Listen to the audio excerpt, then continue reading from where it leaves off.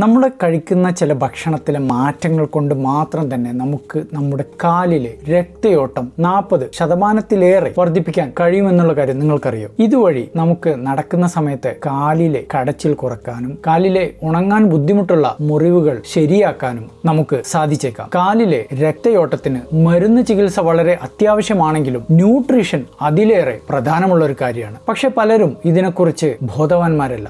ഭക്ഷണം പല രീതിയിൽ രക്തയോട്ടത്തെ ബാധിക്കുന്നുണ്ട്. നൈട്രിക് ഓക്സൈഡ് വർദ്ധിപ്പിച്ച് രക്തധമനികൾ വികസിപ്പിക്കുക, രക്തധമനിക്കുള്ളിലെ എൻഡോത്തീലിയം എന്ന് പറയുന്ന തൊലി മെച്ചപ്പെടുത്തുന്നത് വഴി രക്തയോട്ടം കൂട്ടുക, പുതിയ രക്തധമനികൾ നാച്ചുറൽ ബൈപ്പാസുകൾ ഉൽപ്പാദിപ്പിക്കുക, രക്തധമനിയിലെ നീർക്കെട്ട് കുറക്കുക, രക്തം കട്ടി കുറക്കുക, ബ്ലോക്കുകൾ സ്റ്റേബിൾ ആക്കുക.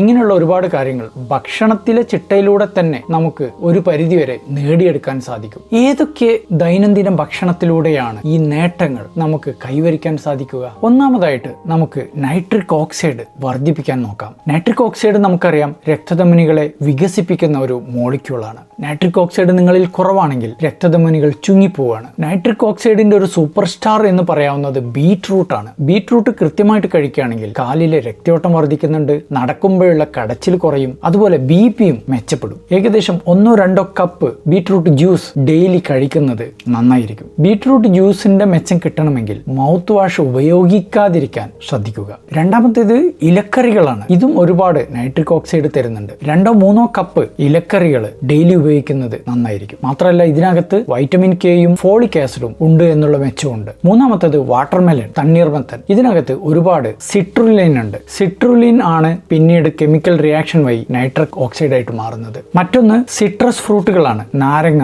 ചെറുനാരങ്ങ. ഇതിനകത്തുള്ള വൈറ്റമിൻ സി നൈട്രിക് ഓക്സൈഡിനെ പ്രൊട്ടക്ട് ചെയ്യുന്നുണ്ട്. നൈട്രിക് ഓക്സൈഡ് കഴിഞ്ഞാൽ രണ്ടാമതായിട്ട് നമ്മൾ നോക്കേണ്ടത് omega-3 ഫാറ്റി ആസിഡ് വർദ്ധിപ്പിക്കാനാണ്. ഇത് രക്തധമനികൾക്കകത്തെ നീർക്കെട്ട് കുറയാൻ സഹായിക്കുന്നുണ്ട്, എൻഡോത്തീലിയൽ ഫംഗ്ഷൻ മെച്ചപ്പെടുത്തുന്നുണ്ട്. ഇതിനായിട്ട് നമ്മൾ ഉപയോഗിക്കേണ്ടത് മത്തി, അയല തുടങ്ങിയ മത്സ്യങ്ങളാണ്. വെജിറ്റേറിയൻസ് ആണെങ്കിൽ ഫ്ലാക്സ് സീഡുകളും ചിയ സീഡുകളും ഉപയോഗിക്കാം. മൂന്നാമതായിട്ട് നമ്മൾ ശ്രദ്ധിക്കേണ്ടത് രക്തധമനികൾക്കകത്തെ തൊലി എൻഡോത്തീലിയം പ്രൊട്ടക്ട് ചെയ്യാനാണ്. ഇതിനായിട്ട് ഫ്ലാവനോയിഡുകൾ അടങ്ങിയ ഭക്ഷണം കൂടുതലായിട്ട് കഴിക്കാം. ഇത് കൂടുതലും കാണുന്നത് ബെറികളിലാണ്. സ്ട്രോബെറി, റാസ്ബെറി, ചെറി തുടങ്ങിയവ. മറ്റൊരു പ്രധാന സോഴ്സ് ഡാർക്ക് ചോക്ലേറ്റ് ആണ്. ഇതിനകത്തെ ഫ്ലാവനോളുകൾ എൻഡോത്തീലിയം ഫംഗ്ഷൻ മെച്ചപ്പെടുത്തുന്നുണ്ട്. നാലാമതായിട്ട് നമ്മൾ ശ്രദ്ധിക്കേണ്ടത് രക്തധമനികൾക്കകത്തെ നീർക്കെട്ട് കുറക്കുന്ന ആന്റി ഇൻഫ്ലമേറ്ററി ഫുഡുകളാണ്. ഇതിൽ പ്രധാനമായിട്ടും വെളുത്തുള്ളി, ഇഞ്ചി, മഞ്ഞൾ തുടങ്ങിയവ ഉപയോഗപ്പെടും. ഇനി രക്തയോട്ടം കൂട്ടണമെങ്കിൽ നിർബന്ധമായിട്ടും നമ്മൾ ഒഴിവാക്കേണ്ട ചില ഭക്ഷണങ്ങളുണ്ട്. സാച്ചുറേറ്റഡ് ഫാറ്റുകളുള്ള ഓയിലുകൾ, കൂടിയ അളവിലുള്ള ഉപ്പ്, പഞ്ചസാര,